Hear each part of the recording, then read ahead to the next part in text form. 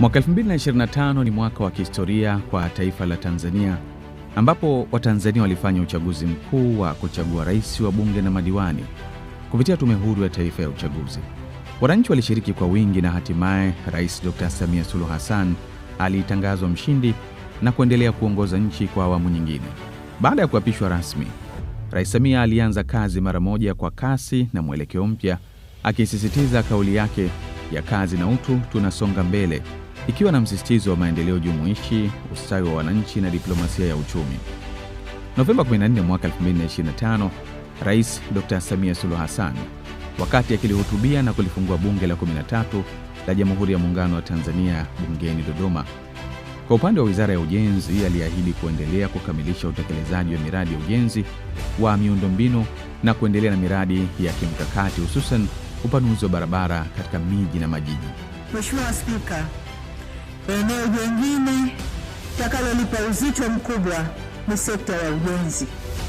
Kipaumbele chetu kitakuwa kukamilisha miradi mbalimbali ya ujenzi wa barabara ambazo tayari zimeanza na zinaendelea.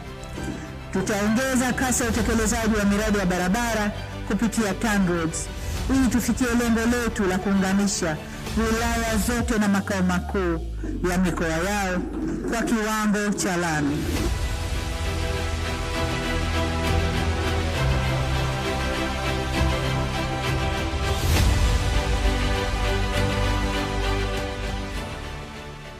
Hakika jambo hili litafungua nchi na kufungua fursa mbalimbali za kibiashara nchini. Katika awamu yake ya kwanza tumeshuhudia ukamilishaji wa ujenzi wa madaraja makubwa 9 na takriban barabara zenye urefu wa kilomita 15,511.25 zipo katika hatua mbalimbali ya utekelezaji.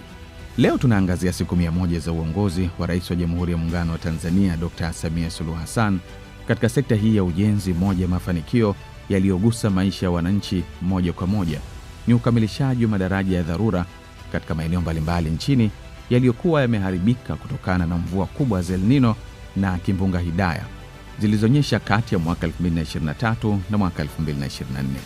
Kukatika kwa madaraja hayo kulisababisha adha kubwa ya mawasiliano yaliyosababisha kusimama kwa shughuli za kiuchumi na kuhatarisha maisha ya wananchi.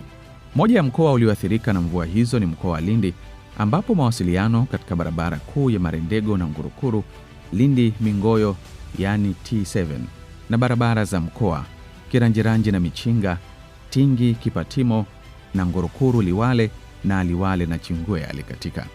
Mheshimiwa Rais aliidhinisha jumla ya shilingi bilioni 119 kwa ajili ya kuja kutatua changamoto hii ambayo ilitokea katika maeneo hayo.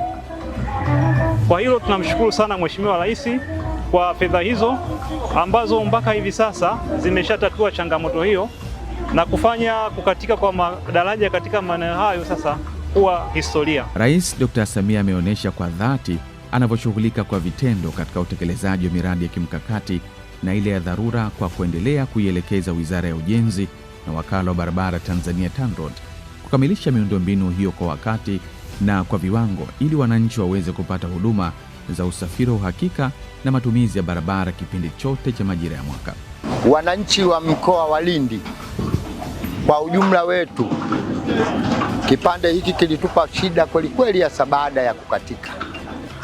Tunamshukuru sana Daktari Samia Suluhu Hassan kwa kazi nzuri aliyoifanya ya kuirudisha miundombinu hii kwa kiwango cha ubora wa mara 5 zaidi ya pale ilipokuwepo.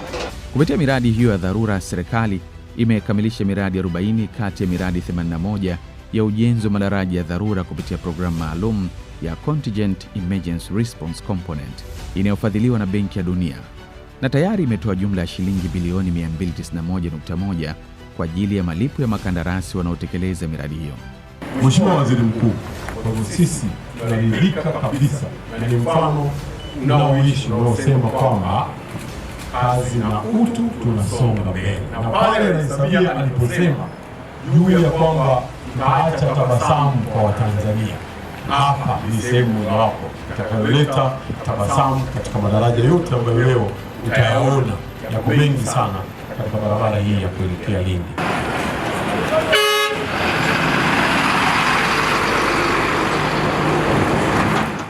Madereva wa magari ya abiria na malori wamesema muda wa safari umepungua na gharama za usafiri na uchukuzi zimepungua na hivyo kuleta tija.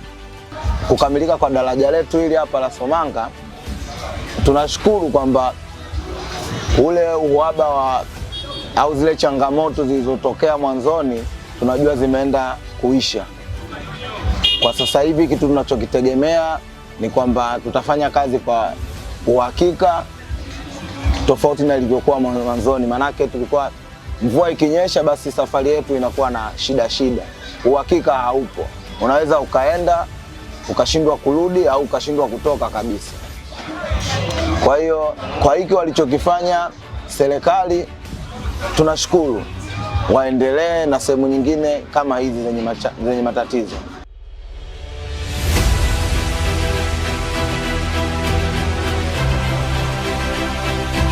Kazi hizi zimeenda sambamba na usimikaji wa taa za barabarani katika baadhi ya barabara kuu, makazi ya watu, maeneo ya biashara, ikiwa ni sehemu ya mkakati wa serikali kuboresha usalama wa raia, kuimarisha biashara za usiku, kupunguza vitendo vya uhalifu, kuboresha taswira ya miji na kuvutia uwekezaji.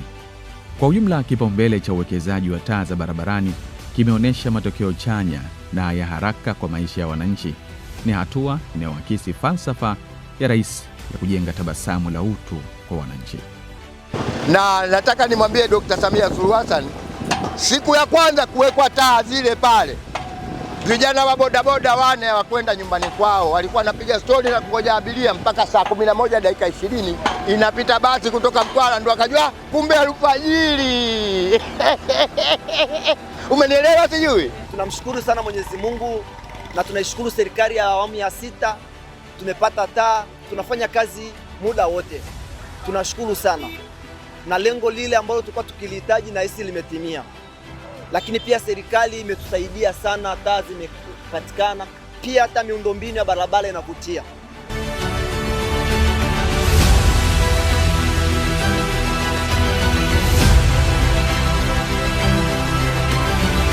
Katika siku 100 za vitendo, serikali imeyapatia makampuni 4 ya makandarasi wanawake wazawa mradi maalum kwa ujenzi wa kiwango cha lami wa barabara ya Rwanda Ibiwili yenye urefu wa kilomita 20 mkoani Songwe.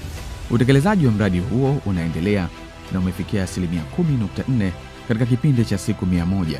Makandarasi hao wamelipwa malipo ya awali yenye jumla ya shilingi bilioni 6.818. Kwa hiyo ndugu zangu, nimeiona hii kazi na nimeridhika na hii kazi, na ninaomba kama nilivyosema ya kwamba fanyeni kazi wakina mama, fanyeni kazi. Wananchi wanataka kuiona barabara yao inakamilika kwa wakati, na Rais Samia amenipa maelekezo kila mahala ambako barabara zinatengenezwa hivi sasa, ukamilifu wa barabara ule ni pamoja na kuwekwa kwa taa za barabarani.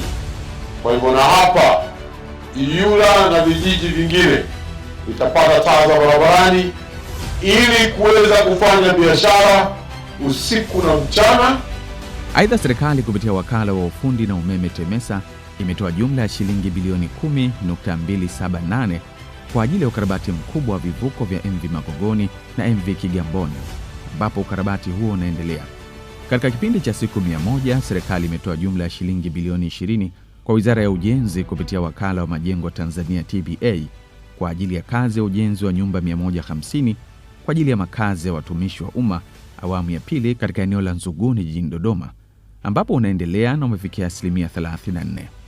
Ujenzi wa majengo mawili ya ghorofa yani block C na D yenye uwezo wa kuchukua familia 32 katika eneo la Magomeni Kota unaendelea na umefikia 78%. Aidha, ujenzi wa jengo moja la ghorofa lenye uwezo wa kuchukua familia 14 katika eneo la Ghana Kota jijini Mwanza ambao unaendelea na umefikia 39%. Ujenzi wa majengo mawili ya ghorofa ya makazi katika eneo la Canadian Village Masaki jijini Dar es Salaam umekamilika kwa 95%. Kwa hakika siku 100 za uongozi wa Dr. Samia Suluhu Hassan zimeacha alama inayoonekana katika sekta ya ujenzi. Ni siku 100 za vitendo, uwajibikaji na kuzingatia utu wa mwananchi. Kupitia miradi ya kimkakati inayoendelea kutekelezwa nchini, serikali imeendelea kuimarisha miundombinu na kufungua fursa mpya za kiuchumi na kijamii, ambapo juhudi hizi zinajenga msingi imara wa maendeleo endelevu ambapo manufaa yake yanamgusa mwananchi mmoja mmoja na taifa kwa ujumla.